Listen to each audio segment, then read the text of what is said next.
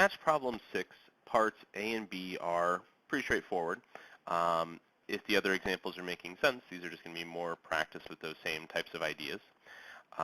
Then part C is going to be another example. It's a little bit more complicated, another problem that requires 2 iterations of the chain rule to get to the final result. So in part A, we're taking the natural log of this interior function, x cubed plus 2x. So in this case, our derivative is going to be 1 over x cubed plus 2x times the derivative of that interior function, or 3x squared plus 2 over x cubed plus 2x.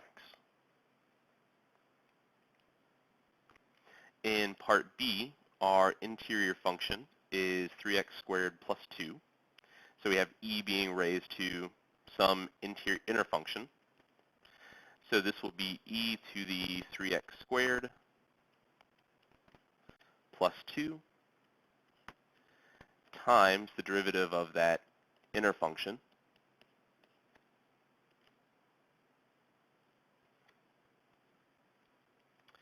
which will give us 6x times e to the 3x squared plus 2. So A and B, again, if the previous examples made sense, shouldn't have been too complicated, but now part C is going to require a little bit more work. So again, we want to start off by identifying our interior function, 2 plus e to the negative x squared. But e to the negative x squared is another composite function. So this is going to require 2 iterations of the chain rule. But we'll worry about that second step later on. To start things off, we'll just take the derivative using our power rule function. So this will become 4 times 2 plus e to the negative x squared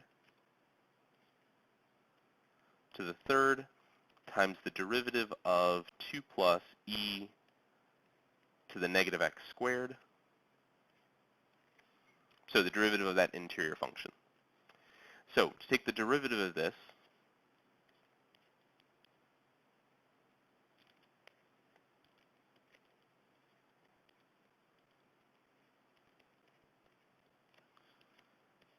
we can differentiate that term by term. So the derivative of 2 will just be 0, plus the derivative of e to the negative x squared,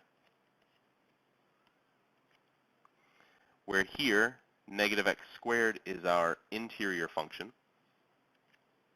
So again, we'll apply the chain rule, or that general rule for differentiating exponential functions.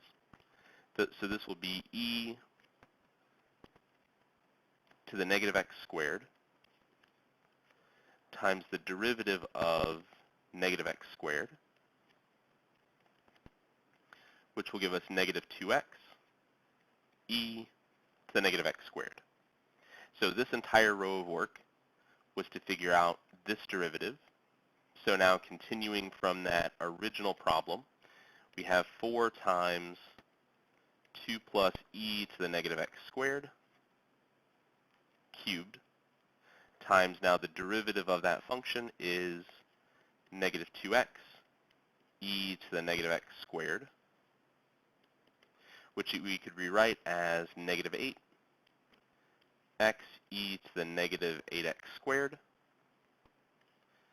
times 2 plus e to the negative x squared cubed.